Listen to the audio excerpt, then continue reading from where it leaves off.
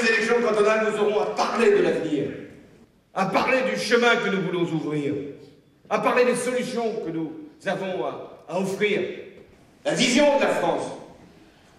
Une élection, elle est la conjugaison de trois principes. Il faut d'abord avoir un enjeu principal, un thème principal, une grande cause, un grand message, une priorité qui emporte toutes les autres. Si l'on se souvient bien des précédents scrutins, la force tranquille, la France unie, la fracture sociale, travailler plus pour gagner plus.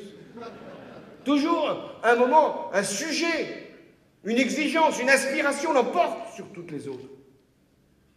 Moi, je propose pour 2012 que nous fassions effort pour la jeunesse. C'est elle qui doit être le sens même de notre bataille, de notre rendez-vous.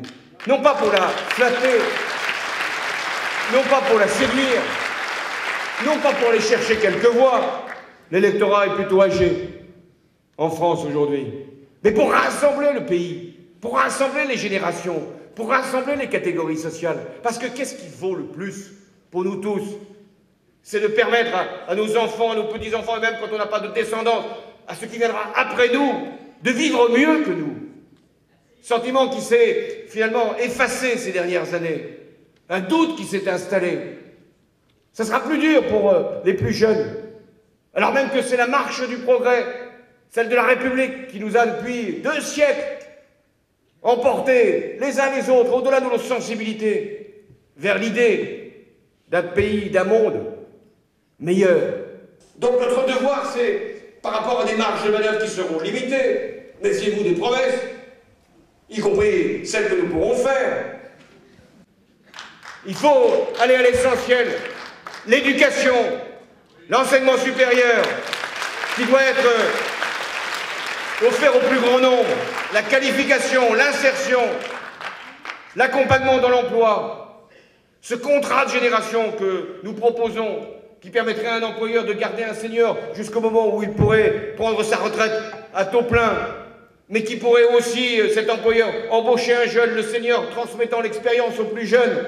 Eh bien, c'est normal que cet employeur-là puisse avoir une dispense de cotisation sociale, puisqu'il permettrait l'union des générations, l'évolution,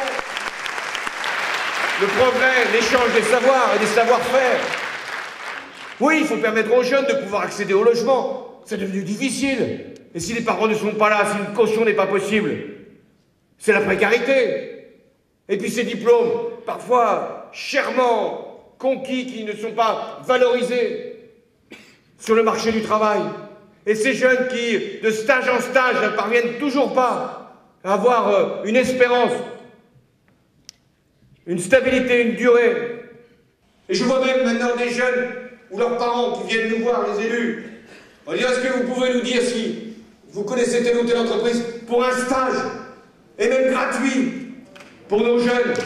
Comment admettre cette situation?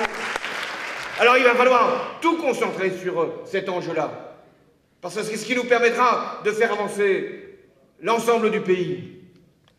Ça, c'est la première condition pour la victoire. La seconde condition, c'est le rassemblement. Rassemblement des socialistes. J'en ai fait. Je les connais. Ouais, ils ont beaucoup de défauts.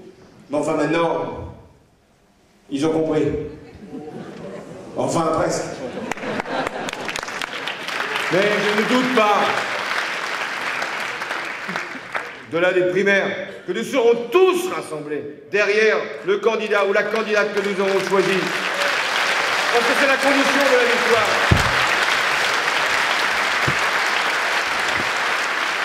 Comment s'adresser aux électeurs si nous-mêmes, nous n'avons pas là l'exigence de l'unité, de la cohérence, de la cohésion?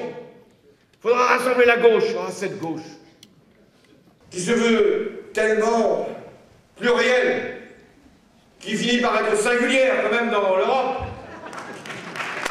Cette gauche qui est capable, et je ne veux pas la blâmer, d'avoir 3 candidats trotskistes à chaque élection présidentielle, d'avoir maintenant un candidat du Front de gauche et peut-être 2, au prétexte que notre ami Jean-Luc Mélenchon est un ancien socialiste. Et que, quand on a été socialiste, on est toujours socialiste. Encore que, je préfère les ex-socialistes de gauche aux ex-socialistes de droite. Ah oui.